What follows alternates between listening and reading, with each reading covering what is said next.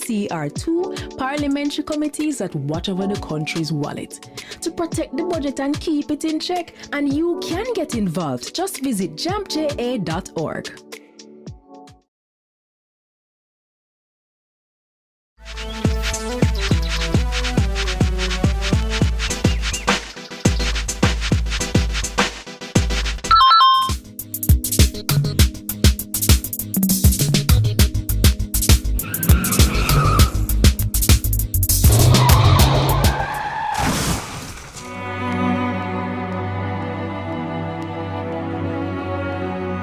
Speeding kills.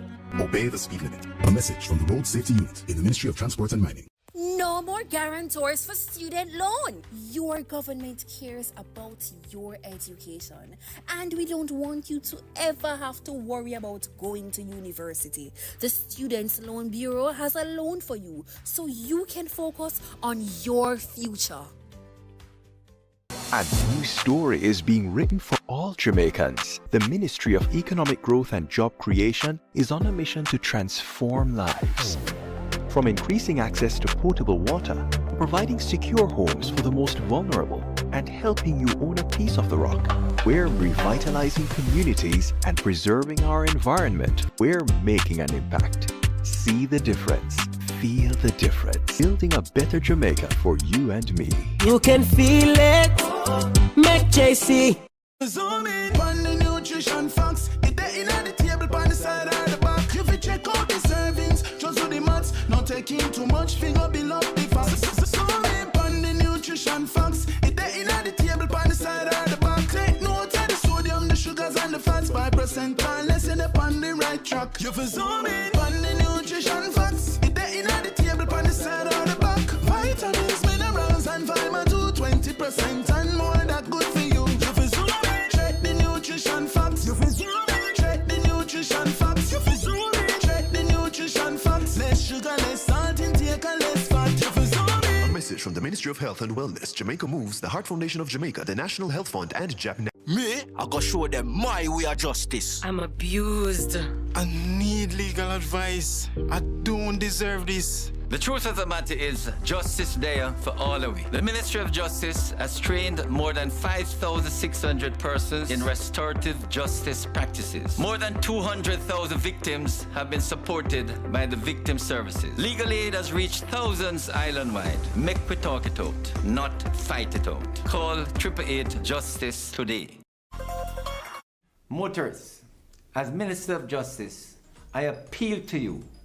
Obey the road code, pay your ticket on time, and only go to court if the ticket is being contested. Close to 80% of matters coming to the parish courts are for traffic breaches. Let's work together to make our roads safe and ease the burden on our courts. Each year, the Jamaican Parliament approves billions in tax dollars to buy goods and services for Jamaicans. Awarding contracts to private companies to provide public goods and services is called public procurement, and it is a major hotspot for corruption. Can citizens spot the red flags in public procurement and help the government protect our taxes? Yes, they can, and here are 6 to watch for. Direct contracting. When contracts are frequently awarded to one supplier without other companies competing to offer a better price and quality, we usually end up paying more and getting less. Contract splintering. Big projects need big money and higher level approvals. But if the contract is cut up into smaller ones, it won't need external approval from offices like the Public Procurement Commission or Cabinet. This makes it easier for contracts to avoid additional scrutiny. Timing of advertisements. Contracts advertised during distracting periods like the holidays can result in less competition and a really strong advantage for the favored company. Like Christmas time, work slows down and companies are less attentive to business opportunities. Emergency contracting. Claiming emergencies allows officials to legally bypass normal procurement rules, making it easier to award contracts to favored companies. Contract timing.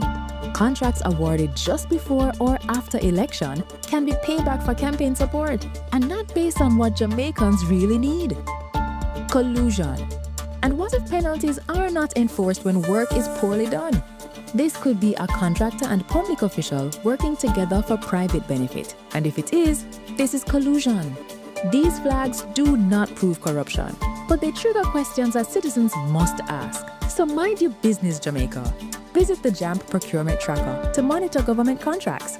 If you spot these flags, use our ATI tool to ask questions and demand accountability. Cook it up and make we steam it. Fresh so me need it, tilapia a real fish. Cook it up and make we roast it. Farm fresh so me need it, tilapia a real fish. Grow smart at the best part.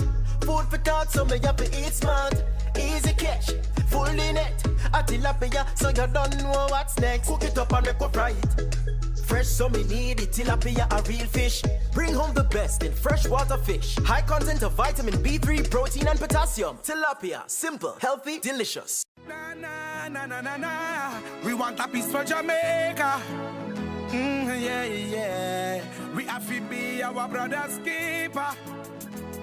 Yeah, yeah, yeah. Jamaica live good, yeah. I make we enjoy life. Want we feel safe at night. Jamaica live good. I better you and I. No say we future bright. Jamaica live good. Come together as one. I make the violence the world.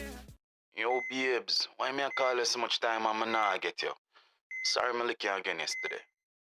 Yo, me know me mess up, but I can't wear them something there road and I expect me to react. I know me jealous and fool and easy to lose my temper, but call me back here. Still nah get tired. Hey, girl, think me have to call your phone? You know who you are deal with? You think I want to lick me again next time? Eh? It doesn't have to be this way. You can leave an abusive relationship. Just call 876-553-0372. We will help you.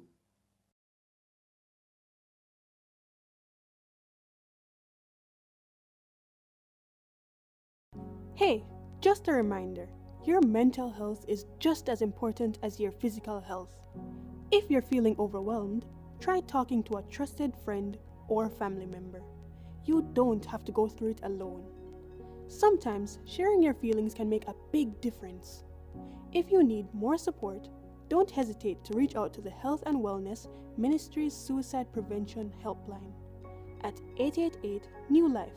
That's 888-639-5433. Remember, it's okay to ask for help. Your feelings matter, and there are people ready to listen. Take care of yourself. You deserve it.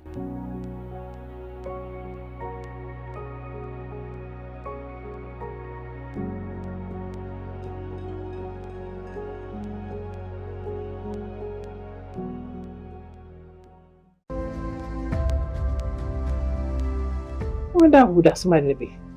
No, sir. Let me look for my glasses. Oh, how does somebody look like Rice up? It's Lottie, walk on. Me glad for see you, Roy. Although things never go on for you, America, me glad say you there. Yes. Lift your head high. Yes. Stay out of trouble. Yes. And you can have a fresh start back home. All right, Mr. P. Thanks, you hear? Let's all work together for a fresh start back home. The following is brought to you by the Office of the Prime Minister. Today, we can report 2 consecutive years of reduction in major crimes and murders, with a significant reduction of almost 20% in murders for 2024. Between January 2022 and January 2025, we have reduced murders by 51%, and January 2025 had the lowest monthly murder count since September 2014. Our efforts have also resulted in the reduction of active gangs by 50%. We continue to increase firearm seizures, and in more communities, we are experiencing less violence. We will realize our vision of Jamaica as the place of choice to live, work, do business, raise families, and retire in peace and prosperity. The proceeding was brought to you by the Office of the Prime Minister.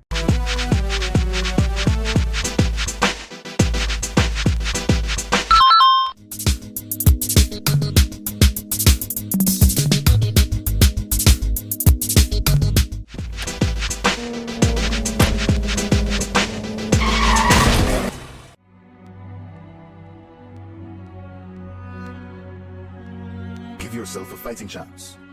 Wear an approved helmet. A message from the Road Safety Unit in the Ministry of Transport and Mining.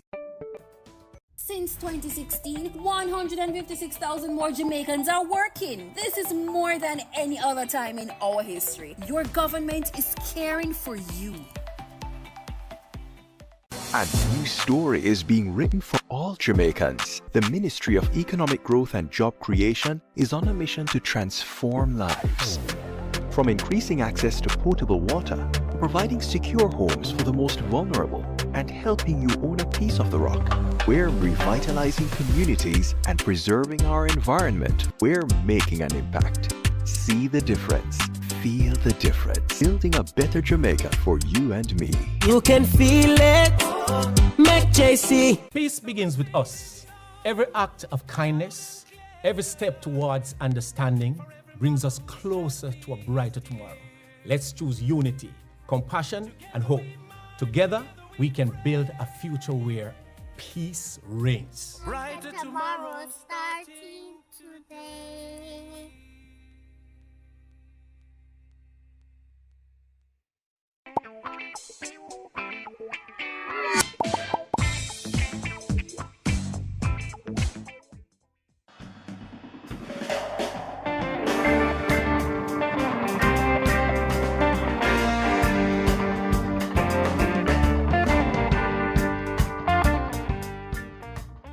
Pray. Heavenly Father, as we gather here today, I want to give you thanks and praise for taking us here safely. As we meet in the house to discuss the people's business, let us do so to your glory. Let us do so to the betterment of our people and our nation. In your name we pray. Amen. All right, let me welcome the members to the first meeting of the House Committee, which is one of the select committees of Parliament. One of the things that the government, by virtue of the Prime Minister, has mandated is that all our select committees should have regular meetings. The House Committee is not a committee that traditionally has met regularly. They have convened themselves when there are specific matters to treat with the House. And that has happened sparingly over the last few decades.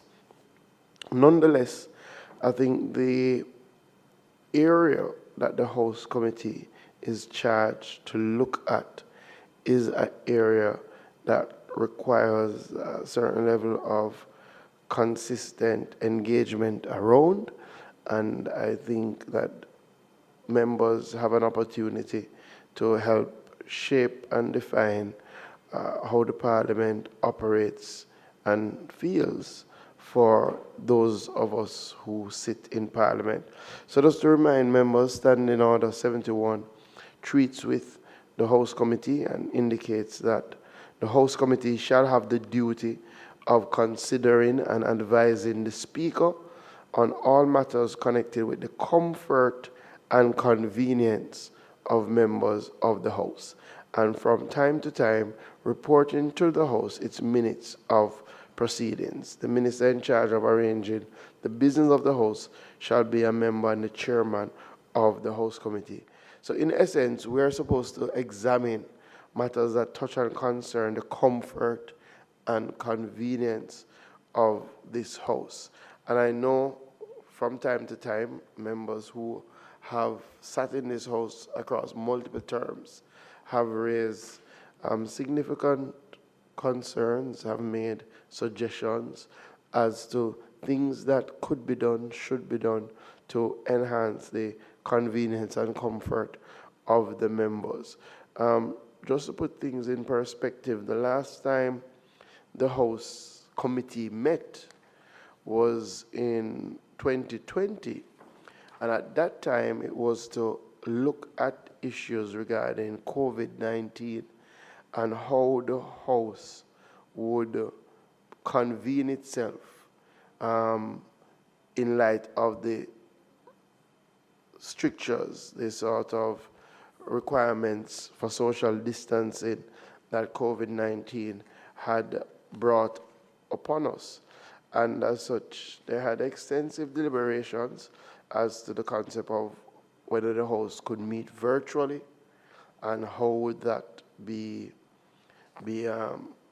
actioned, and also what would be needed to be done to the chamber to ensure that if people are together in the chamber, they would not be putting themselves at harm's way.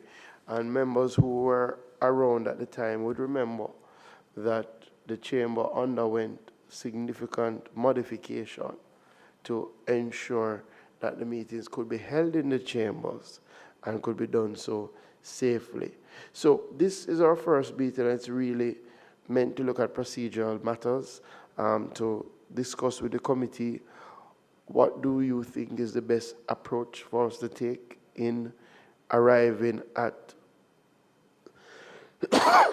what we think could help the comfort and convenience of the members. I don't know if members have early suggestions that they would want to put on the table for us to start a process of examination. But we thought it important to convene the meeting to look at how regularly we would meet and to work out our next steps. So I know Member Paulwell, who is the leader of opposition business and who has been in the House for a long time because of his good work, or his good work because of the people of East Kingston, may have some thoughts as to some of the things that we should really delve into over the life of this committee.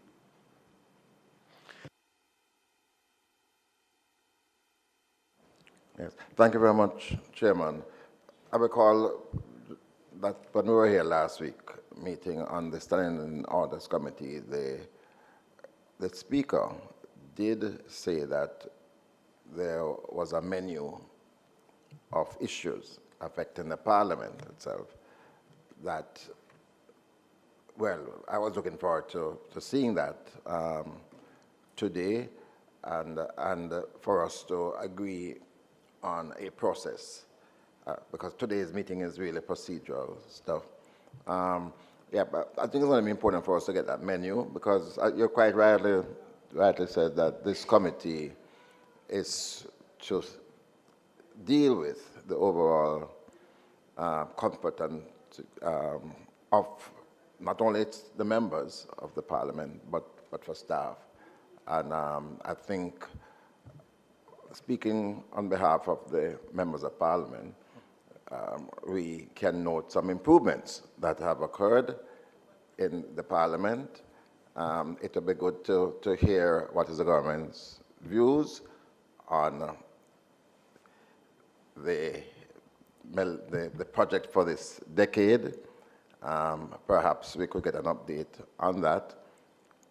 But I think one of the primary roles is to ensure that our staff is taken care of, and their comfort is very important, having regard to the cramp in the space.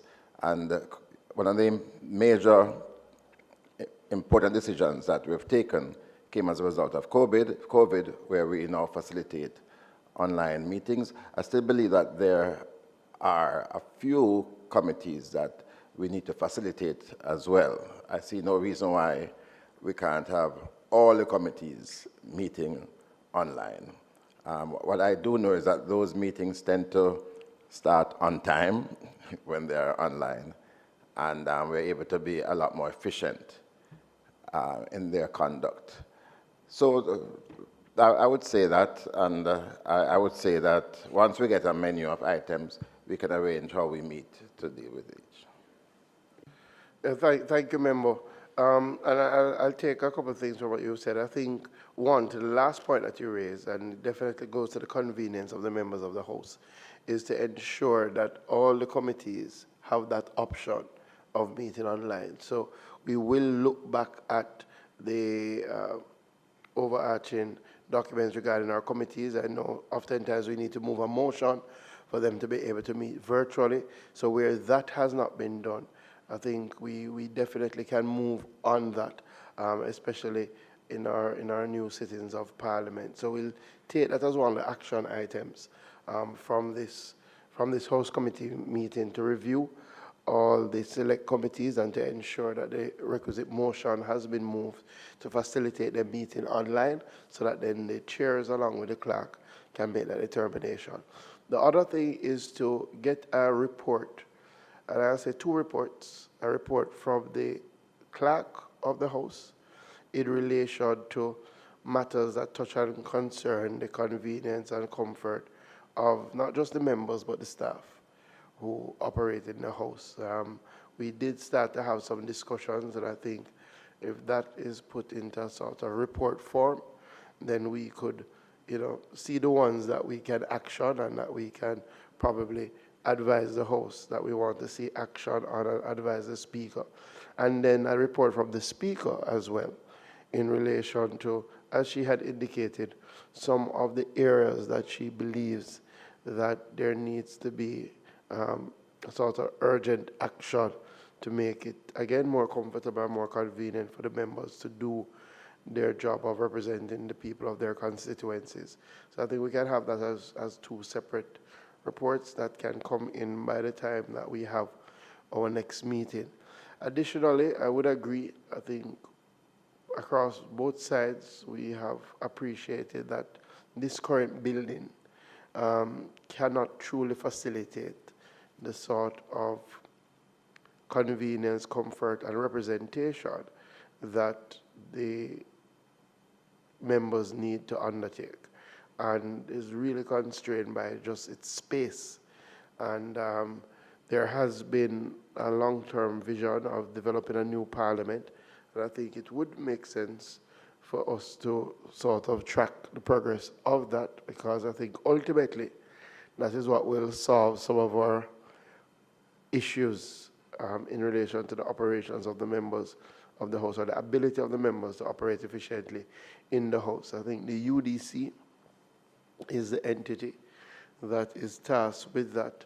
So we could also reach out and write to the UDC for them to provide us with some update as to the development of the new parliament, and probably go into some of the various differences that it will have, so that we can interrogate and ensure that some of the things that we believe as members are critical for our proper functioning, that those things have been considered. So I will put those items as items that we can act upon. I see Member Jackson. Thank you, Chair.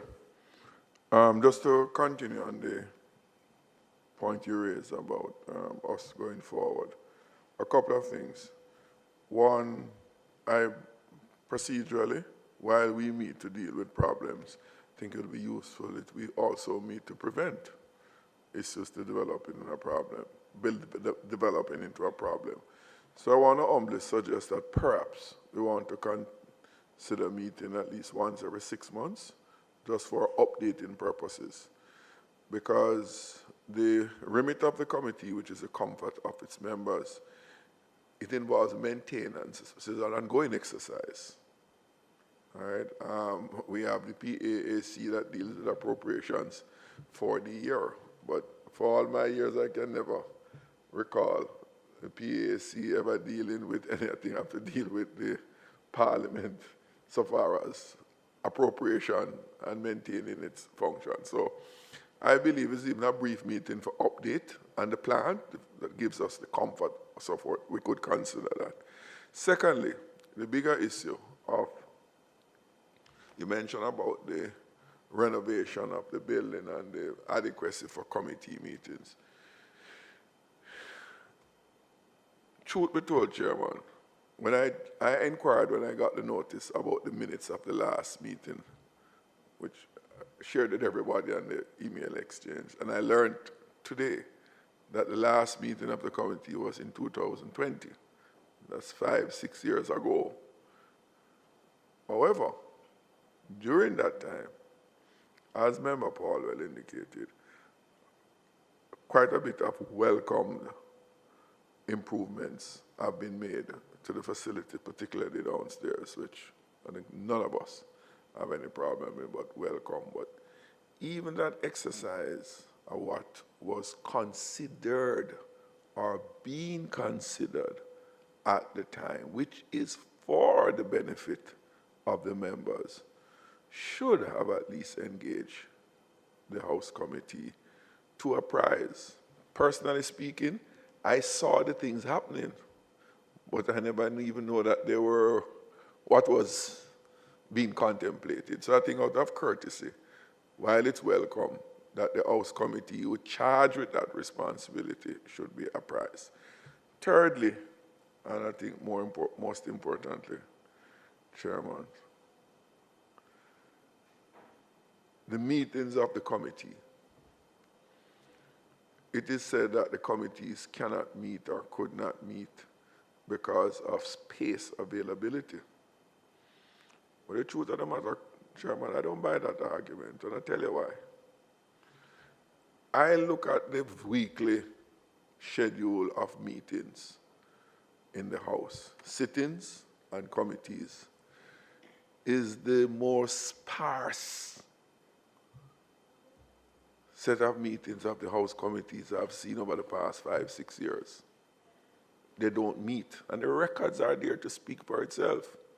Compared to other periods in the same physical available space, the House committees were meeting far more frequently. As a member, I have difficulty getting meetings convened, and I'm hearing that there's a problem with space. And when I check the agenda each week for the schedule of meetings, it doesn't pan out. So I invite you as chairman to just peruse the records. And the question, why is it that the committees, I fought like hell to get the Economy and Production Committee meet to deal with a motion that I had referred to it. And there are other committees, working committees, that sparsely meet. Is it then a staffing problem? Sometimes we are told that is the question, is the problem. What is it? Put all the issues on the table that is restricting, constricting the House from being fully operational. And its full operation is in great part by the committees of the House. Thank you, member. I think you've raised a number of matters. I'll start with the last one. Clearly, I'll look into it. Definitely since the start of this term, a number of our committees have been meeting and have been meeting regularly. And even when I look at the calendar before me, for the month of March, almost every week there are multiple meetings of various committees. Sometimes what will happen is that people have scheduled a meeting and then that space is reserved, but maybe during the course of the week before the meeting falls through for whatever reason. So when you look at the schedule for that week, you do not see meetings happening, but they were scheduled prior to. So we will review that. But definitely from my check as leader of government business, basically all our select committees have had meetings, including the standing order committees, multiple meetings of the PAAC, Human Resources Committee. So I think our committees are doing a better job now, and we have to ensure that that continues.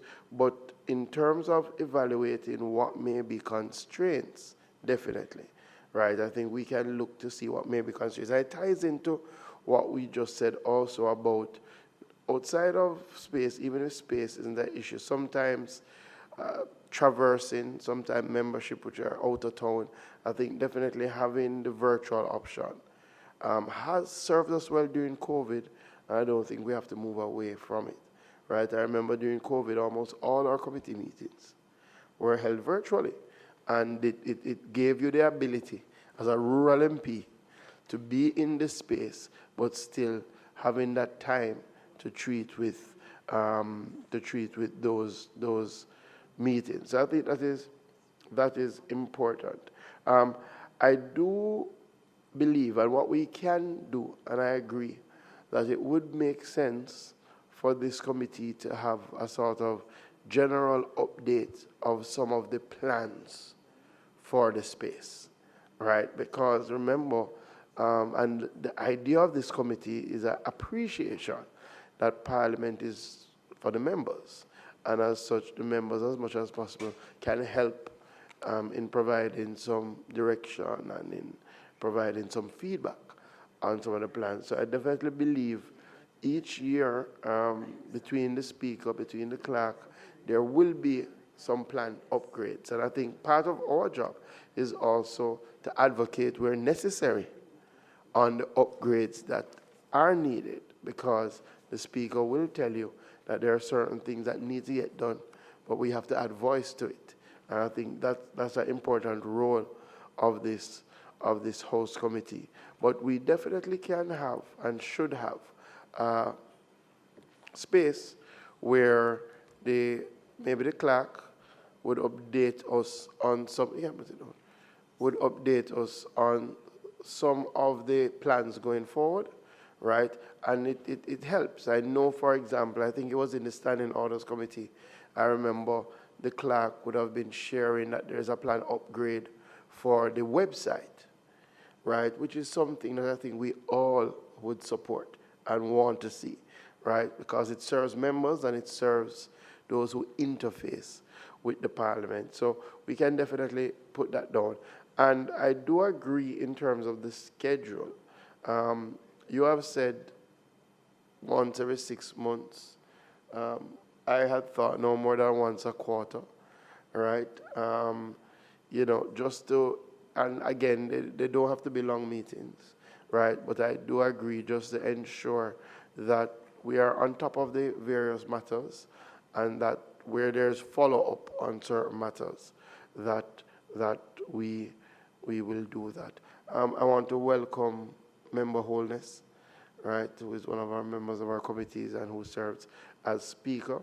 One of the things that we had indicated is to hear from you, not now, but in our next meeting, some of the issues that are plaguing the Parliament that need urgent attention, so that this committee can take them up and see how we can help. And we also said from the clerk as well, because we do see our remit as not just members to mean representatives, but also members of staff of the House.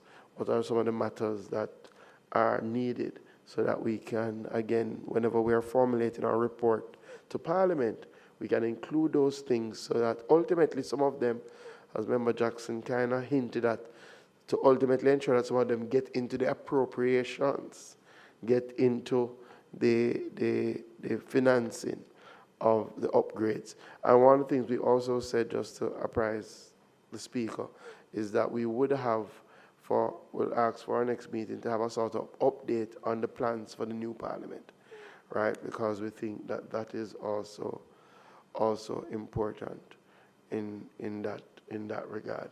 All right. Are there any? Yes.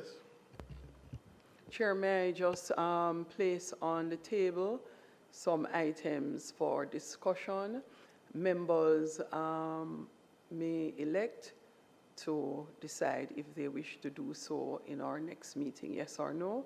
But for our next meeting, I would like to place on the table in terms of location temporarily, a letter was shared from National Land Agency where we're looking at a space just next door to us, and along with yourself and Minister of Finance, if we are so moved to make the effort to see if we can get that space. We're not functioning as well as we would want to with the limited space we have for staffing at the Parliament. We would also need to be able to consider coming out of, as you mentioned, the Standing Orders Committee meeting and issues we have identified before, support in terms of digitization and ultimately wider support with our transformation in terms of use of technology and particularly AI tools going forward. I would like to also put on the table the need for us to be looking at welfare of both staff here at the Parliament. We have a welfare budget, it's not sufficient, and the parliamentary members, Senate and House as well, and former members as well. What I realized in becoming Speaker, the Parliament's budget, I heard Jackson from outside, Member Jackson, the Parliament's budget has been cutting because the Parliament has not been using its budget in years gone by. So having gone through the process of doing some of our strategic sessions, I don't think former speakers would normally have engaged in going to the strategic session. And so we need to have a synergy where we appreciate that the role of the clerk and the team at the Parliament is actually supporting us and our legislative function. And so we have to give that support that they need to be able to get the job done. So issues of welfare here is going to need to be one of the things we look at in terms of our budget and ultimately the allocation we need in our appropriations budget for it. The staff in terms of salaries as well and being able to employ new people has been a challenge for us over the last couple of years. I note opposition leader commenting on our webpage, it has been a struggle getting the requisite staff employed to be able to do so, and it is not because the clerk and team had not had several interviews. Persons have accepted, but when they see the salary, they're not interested.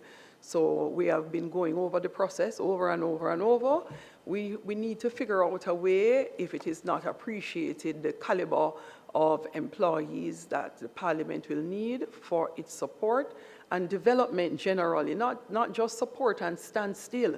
It is really improving what we consider to be the Houses of Parliament for the country of Jamaica. And if we are going to do that, it is necessary, Chair, that we are able to do more in terms of better compensation, all right? So security as well is another issue.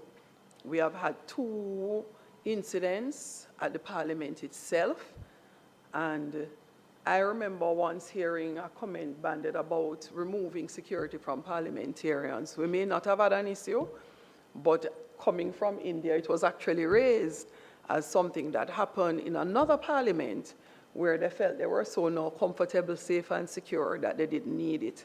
And yes, then realize that we're having a challenge. I don't know if House Committee can do anything in terms of some of the cyber issues that we're having. I do believe it is something that we need to look at, probably in a later meeting. Well, thank you, Speaker. You give us a whole menu, so, which I appreciate. I'm going to take Member Paul, and then we're going to make some comments and wrap up. Chairman, in light of that menu, I'm just wondering, because come Thursday of this week, a new budget is going to be tabled, and I would just like to inquire of the clerk if any of this has been put forward and whether or not we should gear up for Standing Finance Committee when we will bat for you.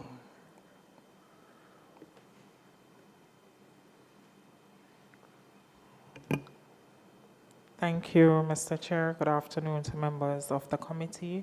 So in response, we attempted to make facilitation in the budget for some of the plans. However, my understanding from the PFO is that the ceiling is capped.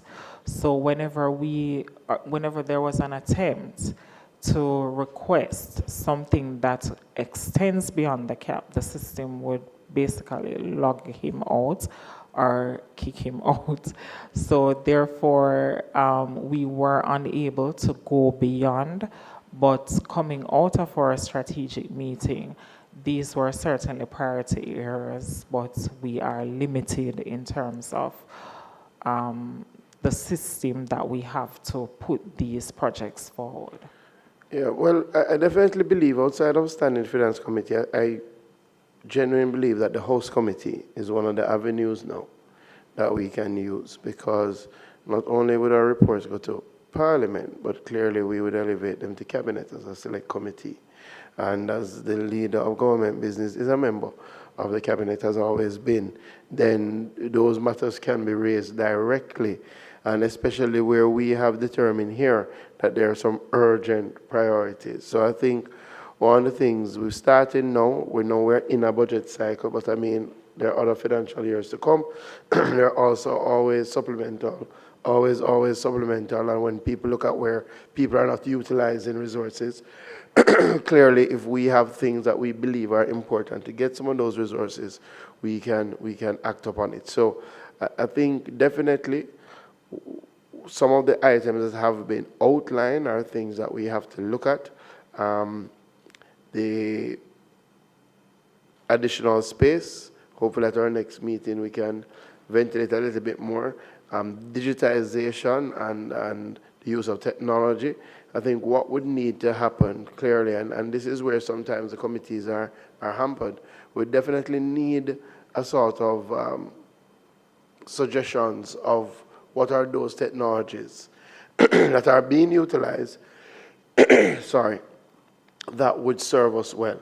Definitely, I definitely want to put on the table, and I hope that the clerk and the staff can do some research work around what is now deployed in our court system, where the transcription is done through digitization. So our submissions are recorded and automatically transcribed to a computer.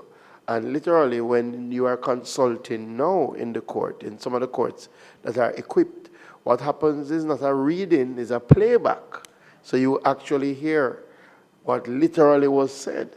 And I think that would go a far way. And clearly, technology is already here. Clearly, the Ministry of Justice, having put it in, should be able to guide us as to the costs. And that is something that I think would help in a big way. And maybe not because in the court it doesn't replace, but it acts as another layer. So I think those are some of the things we can look at, and definitely the welfare of staff. So in the courts, you do not require verbatim notes, and that's part of the challenge for Parliament. So we have, in fact, looked at systems like that used in the courts. Trinidad and Tobago's Parliament, when we visited, has done the conversion already.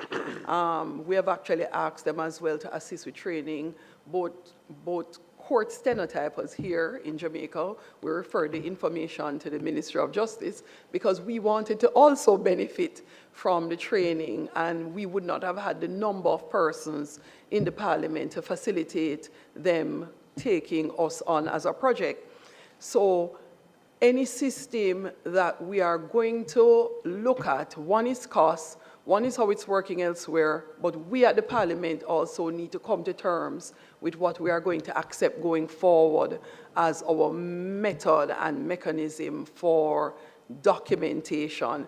So if we are going to use tapes and we are going to transcribe those tapes, is it that persons are still going to be required, based on our standing orders, to listen to the tapes and ensure that you have still written verbatim everything that is said?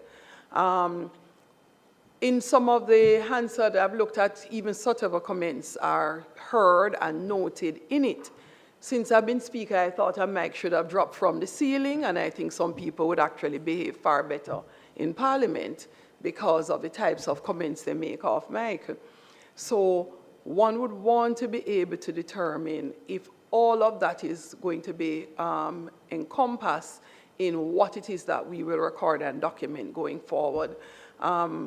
I share Madam Clark's view, the challenge of the ceiling, the challenge of us not being autonomous, and House Leader, the challenge of it being perceived that every other ministry, agency, and department of government works, but nobody seems to appreciate that the Parliament's work is not just here in the chamber on a Tuesday or on a Friday when we are in legislative mode.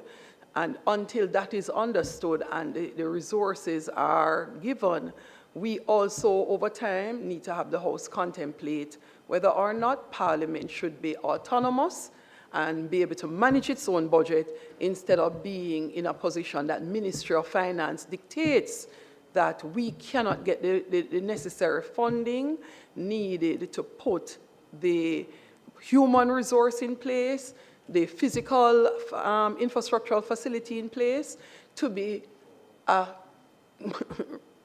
reasonable Parliament. I'm not even at first world. The idea of the new Parliament and whether or not we are going there, I think it is important that some mechanism is had to canvass the entire House and determine if all members of this House really see the new Parliament as a priority and whether or not they want us to continue on the journey of figuring out where we're going to get the funding from for a new Parliament.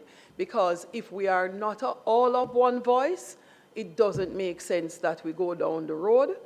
And if we all are of the view that it is a critical must-have based on the challenges that we're now having with legislation, with space for committee meetings, with the ability to even have conferences, trainings, the works, then it means that when we say, okay, can we take the Parliament in stages? Yeah. Can we just at Hero Circle build the House first, and then we move out to a car park, and then we move out to committee rooms? What are the options available to us? Because it doesn't have to be all or nothing. Yeah. All right, thank you, Speaker. And I will share the legislation for Parliamentary Service Commission that we had drafted, passed in various other Commonwealth jurisdictions, so that at another meeting, the House Committee can take a look at it as well and see if that's somewhere we would like to go. All right, so we are at any other business date for next meeting. Clearly, we have more than a menu of things now, and we will have to take them in stages, so we will determine the things that will become part of our agenda for the next meeting as we try to get through the menu of things that were raised today.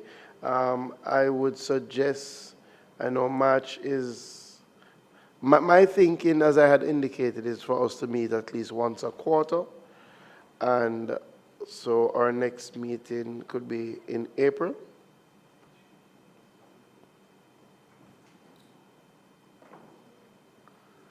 And I know we have some holidays, but just to, that's the final. Yes. In light of some of the points raised by member Olney Speaker about those menu of items, it maybe will be useful and efficient if you could ask that those be circulated for consideration at the next meeting in order to make it substantive, that other meeting. Yes, absolutely. So remember, one of the things that we had said prior to was that we would ask the Speaker for a sort of report that would be circulated. So all of the items that, thankfully, she came and gave us a little preview, but that would be put on, and the clerk would put something together so that we could look at. No, I raise it now so that it will become a decision of this meeting definitely. For its prior circulation. Definitely. So the thinking is the 28th of April, Tuesday the 28th of April at 12:30 instead of 1. And we have some takeaways, including the things that will be circulated prior to, and I'll leave it at that. Any other business? If not, could somebody, I thank the members. We had 90% of the membership, and it's a very robust meeting, which suggests why this committee is important. Somebody move for the adjournment. Mr. Morgan, seconded by Member Hines, and see you at our next meeting. Thank you.